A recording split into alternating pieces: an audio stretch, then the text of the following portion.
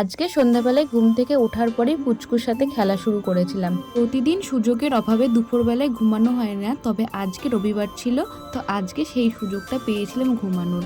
ঘুম থেকে উঠেই দেখি যে পুচকুটা কুলের আচার খাওয়া শুরু করে। সন্ধ্যাবেলায় আজকে দুধ চা খেতে মন চাইছিল, তো দুধ চাটা কড়াই ছিল, আমি জাস্ট একটু গরম করে নিয়েছিলাম। দুধ চাটা রোজ খাওয়া হয় না, তবে মাঝে মাঝে খুব ইচ্ছে করে দুধ চা খেতে, তো আজকে দুধ চাটা নিয়ে চলে গেছিলাম টিভির কাছে। সেরকম আর টিভি দেখা হয় না, অনেকদিন পর টিভির ঘরে গেলাম চা আর মুড়ি নিয়ে। তো আগে ছোটবেলায় যখন টিভি দেখতাম তখন ঘন্টার পর ঘন্টা সময় চলে যেত টিভির পেছনে, এখন আর যেন টিভি দেখতে মন করে না।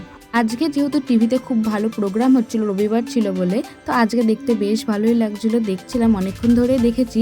তারপরে হঠাৎ আমাকে পুচকু বলছে, দেখো পায়ে কি হয়েছে।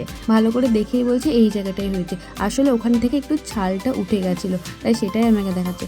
আজকের মতো বাই, তোমাদের কেমন লাগলো অবশ্যই জানাবে।